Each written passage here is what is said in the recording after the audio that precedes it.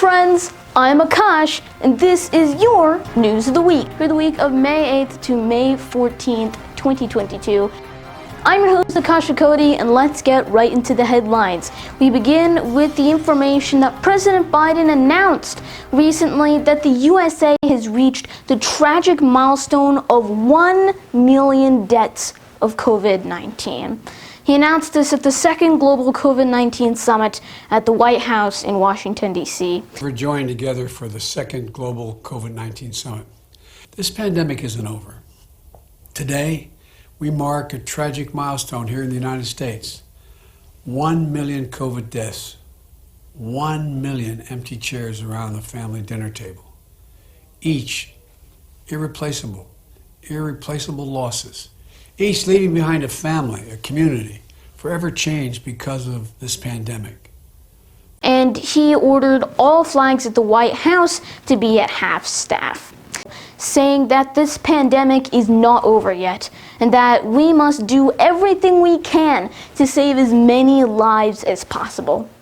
Over the past 2.5 years, the USA has seen over 82 million cases of COVID-19 in total. Even now, 500,000 cases of COVID-19 worldwide, 100,000 of which are in the United States. When it comes to deaths, they keep trickling down, 2,000 worldwide, 300 of which are in the United States. The situation in China just gets worse, even as the situation is trying to be locking down as many cities as possible, including Shanghai, and the common people don't really like it. So we're gonna have to see if this is going to work or if China's plan is going to fail.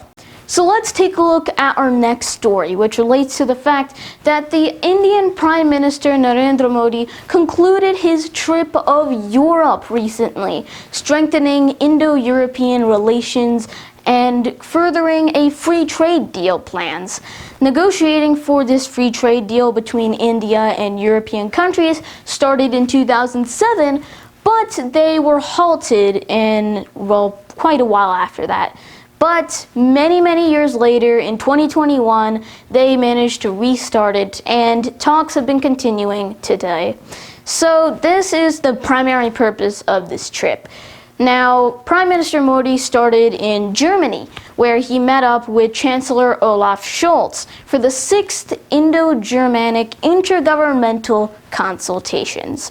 After that, he managed to go ahead and travel north up to Denmark for the 2nd India-Nordic Summit. And he met up with leaders of several Nordic countries, namely Denmark, Norway, Sweden, Finland, and Iceland. Now, Modi went for bilateral talks with each of these leaders of these countries before the full summit took place, similarly to the first Indo-Nordic summit just 4 years ago in 2018. And finally, he reached France, and he talked with the President of France, Emmanuel Macron, and congratulated him on his re-election as President of France this year. This trip reinforces Prime Minister Modi's strategic and powerful diplomacy that has been seen by India until now. And Modi has managed to strengthen ties in the fields of trade, technology, and energy with Nordic countries. He successfully conveyed India's foreign policy of being neutral and not opposing Russia or Ukraine, saying that no one is going to win the war in Ukraine, and only negotiating and talks can actually bring peace to the country. And that is the story of Modi's trip to Europe. So let's take a look at our next story of the week, which is that Finland and Sweden have announced that they will be applying to join NATO this month. Finland has already applied, and this is in response to the Ukraine situation. Sweden is probably going to be doing this in the next few days, and most of NATO is pretty happy about it, except for one country, that country being Turkey. The Turkey leader Recep Tayyip Erdogan has repeated his stance against this event, saying that he didn't look at these plans in a favorable way. He also stated that he believed that Finland and Sweden supported Kurdish terrorist organizations. Turkey is anti-Kurdistan. And so this is something that's pretty big, because Turkey is a part of NATO, and NATO accession requires the approval of all members in order to make it there. And so if Turkey says no, or any country in NATO for that matter, then this whole thing may not even happen at all. Now, Finland and Sweden have decided to do this because they fear that Russia may go after them next after Ukraine.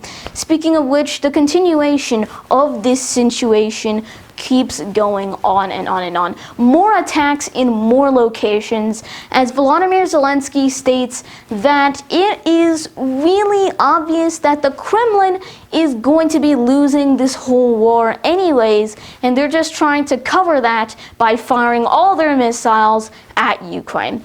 This is what Volodymyr Zelensky said regarding the situation in Ukraine. But the Kremlin would definitely disagree, as they would just say that what has happened just happened because they believe that it was Ukraine's fault for getting themselves in the situation where Russia would have to invade. But Ukraine and most of the West disagrees with what Russia says, and now we're in this situation right now.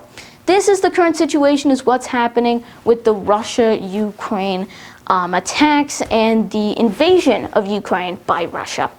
So now we'll take a look at our last story of the week, and this is one that I'm actually interested in because I love space. It's a super interesting concept for me, and that's why it's super awesome that the second ever confirmed image of a black hole has been released. It was taken by the Event Horizon telescope system of telescopes all around the world, and they managed to collectively take a photograph of Sagittarius A, which is actually the black hole at the center of the Milky Way. Now, Milky Way galaxy, that's where we are, so this is actually very special to us. And although the concept of a black hole directly in the middle of the Milky Way galaxy seems a little bit scary, just note that here's something surprising that astronomers found about this black hole. And that's that it's a bit of a gentle giant, they say. It sucks in things at a diet basically equivalent to, get this, a human eating a single grain of rice over millions of years. That is the equivalent to the things that the black hole eats. Yeah, it's not that much, and that's kind of a good thing. But for the most part, everything in the Milky Way galaxy just orbits around it, and it'll take a lot more time until all of the Milky Way galaxy eventually gets crumpled into the black hole. And that's not going to happen in, well, probably millions of years. It's going to be a long time. That's what I'm saying. But the discovery of this was announced a few years back, and in 2020, two astronomers shared the Nobel Prize in Physics for the discovery of what is Sagittarius A star, and that is the name of this black hole. And Sagittarius A is actually really cool because it was exactly the size that the astronomers had predicted. The diameter is roughly the same as the orbit of Mercury around the Sun. And as it turned out, this prediction managed to provide yet more proof of Einstein's theory of relativity, and that's just another plus. So this is what's going on with the second ever taken photo of any black hole ever. The first one was called Messier 87 star, and that actually came out just, well, a few years back as well. So here we go. This is the awesome news regarding space, that we've managed to find another black hole photo, and that is absolutely impressive. That is all of your news of the week for the week of May 8th to May 14th, 2022. Thank you so much for watching, and I'll see you soon in another news of the week. Goodbye.